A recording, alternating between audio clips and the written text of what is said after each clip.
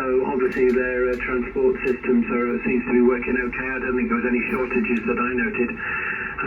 So hopefully things are back to normal. Right, I think that's all I've got to comment on. So round to you, Jeff. M0UHF from JDK.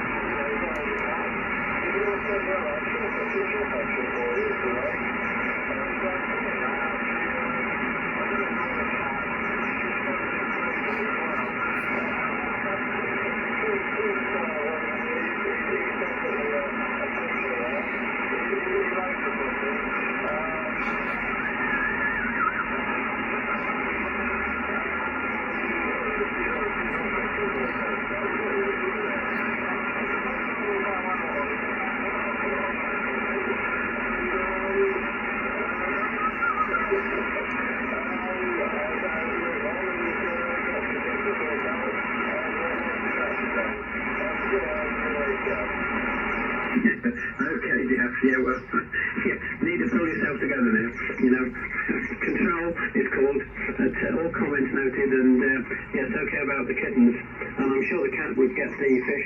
Interesting, we've got two cats ourselves, and they never look at the fish. Well, they might look, but they've never gone anywhere near the pool, and I've got a feeling it's because they know we feed them, the cats and the fish, of course, and so therefore they just don't try hooking them out, which is unfortunate in some respects, because it would keep the numbers down, and a visit for from the heron. But I've probably got in a 1,000-litre pond, 1,000-gallon pond, it's I'm getting on for over 100 fish in there, and some of them are getting quite big now, so I've really got to shift some out, because even though I run a filter and a UV filter all the time, the amount of nitrogen that's in that pool isn't much too high. I've got a lot of blanket weed problems, so they need to be sorted out, so something we're working on. Interesting then that you couldn't get diesel in Abingdon yesterday. Okay, well, definitely if you need any, it's not so far away. Rostock's definitely, well, Rostock yesterday had some. There was a delivery yesterday morning. As I came back from Milton Park, I went past the tanker actually delivering, so I rang them up to make sure that it was diesel that was being delivered, and they assured me it was. So I went back down. So, and there were no queues there, so presumably there's still some in if you need to top up. I really wanted to fill a jerry can up as well, but I felt guilty about it. 70 centimetres. Oh yeah, I've done it before, yeah. It's there now, I can hear it, it's active. Yeah, I've used it, not got very far. Empty one of his heating tanks that he was no longer using the heating oil in, and so I put the 60 litres into the Honda and use the cans to shift the heating oil into my own tank, and haven't refilled the diesel back into the jerry cans, which I should have done really, but never mind, there we are. I always reckon to keep some in reserve just in case, and at the time when I might have needed it, of course I didn't have it. Sod floor, isn't it? Okay, well I hope you get rid of the kittens. I'm sure there'll be no problems, and it's surprising how much people are charging for kittens nowadays. I mean, years ago, kittens you wouldn't pay for a kitten. People would be glad to get rid of them. but now you can see he's paying, oh goodness me, £25 to £100, depending on the type of cat, and more than that, of course, for some of these rare pedigree breeds. Okay, round to you, John. G6LNU. Do you want a kitten from G8DV Candy Group? From G6LNU Group. No, not particularly. I've got two of my own here. Anyway, yes, I've just been watching the other two retrobates still on the Zoom. I've read Tweet White, Jeff keeps forgetting his comments wrong, or forgetting them. He's using a 2016 diary for his notes. Anyway, these all Touchwood are using the little citrus with Petra at the moment. I've used my van for nearly a month, but that's got about half a tank in it, and so I've got a 20-litre jet in the shed as a backup. But they had diesel at Sainsbury's in Wantage day before yesterday, but they was only using it out for 12 months. They was only using, I think it was 4 out of the 12 for diesel. All the rest was shut down. So they're trying to limit the stock. And over the weekend, Broadway Motors was out for fuel, and Bellingers, they had diesel, and Mellors out on the Farringdon Road, they hadn't got any diesel. So it's very patchy. I've heard some people on Facebook down in Kent that are suffering with it as well. So it's all these idiots that try and glue themselves to the road outside the distribution plant. They should go in and just take up the patch of tarmac, leave it on their hand and repatch the road. Let them walk around with a lump of concrete on them. Anyway, that's my comment. From G6LNU in the group. Okay, John, G6LNU from G8DVK with the Harwell Amateur Radio Society's midweek club net. Okay, yeah, that's not a bad idea, is it? You know, you glued it on, well, you go and sort it out yourself, and we'll patch the road and send you the bill. And, oh no, by the way, you're also getting the bill for the disrupted downtime of all the major companies in the country that have had the produce that have been spoiled because they haven't been able to deliver it in time. Contracts lost, all sorts of things. Never mind, hopefully all the emergency services were able to maintain their stocks of diesel okay. Presumably they would have some prior call on the loads. But yeah, it's a disastrous situation, I don't know, terrible. Okay, let's go around to the top again and see what else other comments we can dig out of the hat. G0AOZ from G8DVK in the group. Yes, okay, Dave. G8DVK G0AOZ returning with the Harwell Amateur Radio Society's Wednesday afternoon net. Very good, Dave, and everybody. All copied and fine on the situation with the fish. I'm sure you'll be able to take up one or two of those offers that have come your way, Dave, with a few hungry cats that seem to be around. But I'm sure you'll get it all sorted out. Okay, interesting to hear about the diesel and where it's available, where it's not. As I say, neither Carol nor I use diesel in our vehicles, but I know my son uses it in both his cars and his wife's car. They both use diesel, and he was a little bit concerned about it. But it seems the further out of the south you go, the easier it becomes.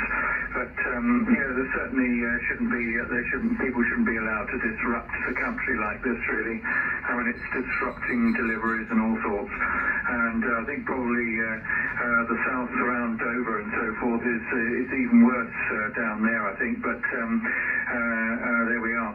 I mean, they're pretty bad with the ferries as well. That's causing more disruption with all the lorries on the M20. I don't know if they're still there. Probably they are. But P&O ferries have not only have they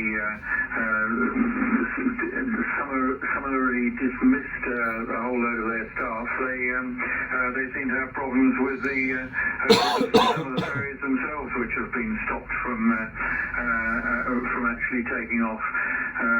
That may well be down to staffing, I'm not sure, but pretty poor state of affairs, quite frankly. And of course, it always has to be at Easter time, doesn't it, when everything else is going wrong and the railways are shut down for maintenance work. Oh dear, the joys of staying at home. G6ZM, G8DVK, G0AOZ. Yeah, G0AOZ from JDVK in the group. Okay, fine, Roger.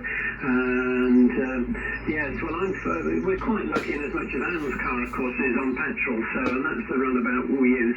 It sort of does X number of million miles per gallon, so it's quite economical, which is quite useful. But yes, the M20, this was a lorry park, wasn't it, for a while? I hope they've shifted them on. But it sounds as though they were having inspections, they've taken on these new crews, and they've been having inspections of how the crew perform, whether they come up to standard, and they've been failing. And whether there's any health and safety other things with the boats that they've come across while they've been doing these inspections, I don't know. But as you say, it's a poor do all round from P&O. Yes, interesting. Talking about the Easter holidays, of course, we went shopping today, and I'm going round Sainsbury's thinking, gosh, it's busy today. Normally we sort of float in and float out without any problems. Of course, then it dawned on me, but there's all these children there. Of course, it's school holidays, isn't it? And of course, living where we are, we don't sort of notice that very much with although there's children in the road, we don't recognise when they haven't gone to school, because they've nearly all left the school before we've surfaced, or certainly before we're really outside taking notice what's going on at the front of the house. So that came as an eye-opener this morning. Okay, round to you, Clint. M0UHF, whether you've had any Twitter feeds, and anything interesting on Shortwave that's popped up in the last few days. M0UHF from JDVK in the group. G8DVK in the group, M0UHF returning. Thanks, Dave. Well, I'm not quite sure how to follow on from Jeff. I mean, that was an over and a half, wasn't it? That'll be a classic. Luckily, I'm recording a video for my YouTube channel, the Wednesday afternoon HARS Club Net, in the company of M0UHF via Zoom. So I caught the whole thing on video. And I can see Jeff now. He's laughing his head off on my computer with the audio turned down, obviously. Yeah, just going back to the diesel thing. So yeah, at least in this neck of the woods, Ensham, there's been no shortage. I did go to a garage, to Tesco's Express in Whitney one evening, I think. And they didn't have any diesel or petrol, but there's another garage around the corner, which I think is a Shell garage, and that did. So I only went to a garage once during this sort of supposed diesel crisis and didn't get any, but they've got it here in Ensham. And actually on the Discovery, I had a very posh personalised booklet from Land Rover a couple of days ago through the post, telling me that my manufacturer's warranty was up on, I think it's the 5th of May. And offering to extend it for about 650 quid a year. I think you pay 65 quid a month for 10 months. So that's 650 quid. Used to be a lot of money, but I think it's probably worth it, considering that under the warranty I had a new engine fitted, etc., etc. So yeah, I'll have to scratch my head over that one, but I'll probably go with it. Just going over to Twitter now. We hadn't had any reports, and we still haven't. We've had 3 likes on my notification. One of them was me, and a chap by the name of James Baxter has followed us. I'm not sure, I don't think he's a radio ham, but yeah, nothing on Twitter. On Shortwave, yeah, I'm still monitoring the emergency action message, United States Air Force frequencies. So that was 11.175 kilohertz, and also 8.992 kilohertz. So I'm still monitoring those, and I'm still receiving more of these emergency action messages than usual. And the Russian military signals, I've given you frequencies before previously. Of those, the only one that is still being jammed is UVB 76, the buzzer, on 4265 kilohertz. I recorded it the other night, and it was being jammed by Michael Jackson music, pop music, believe it or not. So if you fancy a laugh, that's on my YouTube channel. So someone is still blocking the UVB 76. In fact, the week before, it was being jammed with the American national anthem, which sort of makes sense as well. So they're still jamming on that Russian military signal, channel marker, whatever it might be, and there's still way more messages via the United States Air Force on those two frequencies than before. Also, actually, interestingly, I'm looking online, the Russian military are using non-encrypted communications on HF, and the frequency they're using is 4220 kilohertz. And I monitored that frequency the other evening, and I made 4 recordings of.